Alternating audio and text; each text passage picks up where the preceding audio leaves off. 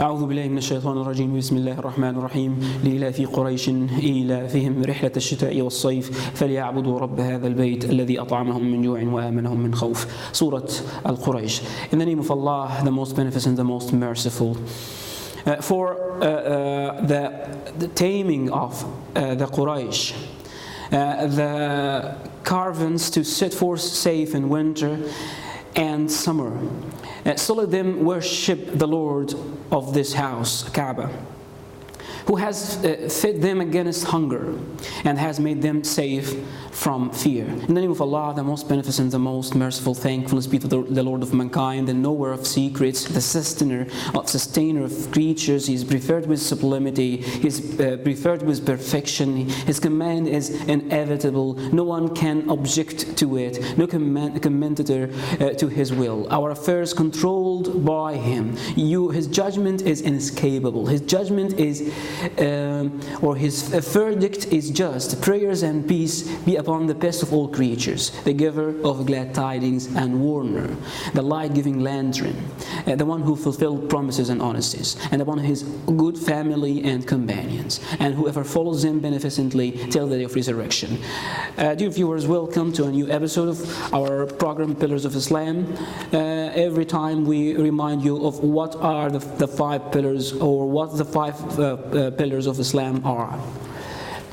The five pillars of Islam are the framework of Muslims' life. They are the testimony of faith, prayer, giving zakat, support of the needy, fasting during the months of Ramadan, and pilgrimage to Mecca once in a lifetime for those who are able. Dear viewers, today's topic is about the benefits of fasting. When Islam introduced this institution, it planted an ever-growing tree of infinite virtue and invaluable products.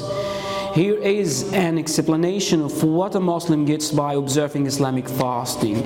We may divide benefits of fasting into two types. First is spiritual benefits of fasting, and second of social benefits of fasting. Abu Hurairah, may Allah be pleased with him, narrated that Allah's Messenger sallallahu alaihi wasallam said what translated means.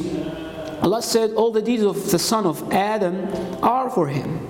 The good deeds will be multiplied 10 times to 700 times, except fasting, which is for me, and I will reward for it accordingly. He abandons his sexual desire, food and drink for Allah. Verily, there are two joyous and pleasurable moments for a fasting person. One at the time of breaking his fast, and the other when he will meet his Lord in the hereafter. Verily, the unpleasant odor emanating from the mouth of the fasting person is better in the sight of Allah than the scent of musk. Al-Bukhari and Muslim. This noble hadith contains numerous virtues and benefits that can only be attained from fasting. It also indicates the importance of fasting in Islam and its obligation upon all Muslims. Multiplying rewards for fasting is different than the rest of the acts of worship and good deeds. As for fasting, there is no limit for such multiplication, while in the case of other deeds, each good credit is multiplied from 10 to 700 times only. Number two, sincerity while fasting counts more than sincerity while performing other deeds. For Allah said in Hadith, He abandons His sexual desire for food and drink for me. Number three, Allah has chosen fasting to be the acts of worship that He Himself will reward for it. For He said, fasting is for me, and I will reward for it accordingly. Number four, fasting brings about two great occasions of joy and happiness for the fasting person. One in this life, and that is when he breaks his fast with what Allah has allowed for him of foods and drinks. As for the other, it is in the hereafter, and that is when he receives the rewards for his fast. This is permissible happiness and joy. Just as Allah said, what translated mean?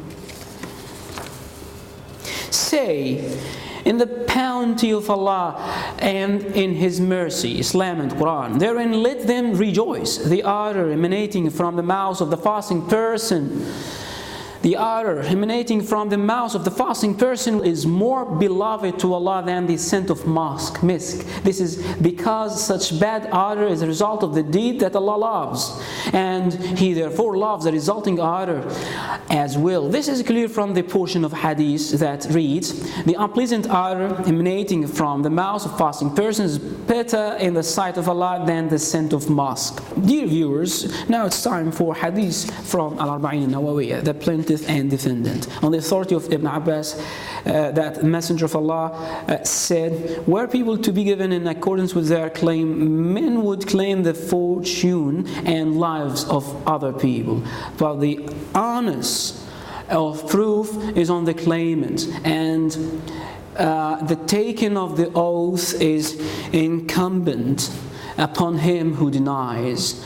A fine hadith narrated by Al-Bayhaqi and others. عن ابن عباس رضي الله عنهما أن رسول الله صلى الله عليه وسلم قال لو يعطى الناس بدعواهم لادعى رجال أموال قوم ودماءهم لكن البينة على من ادعى واليمين على من أنكر. حديث حسن رواه البيهقي وغيره وبعضه في الصحيحين.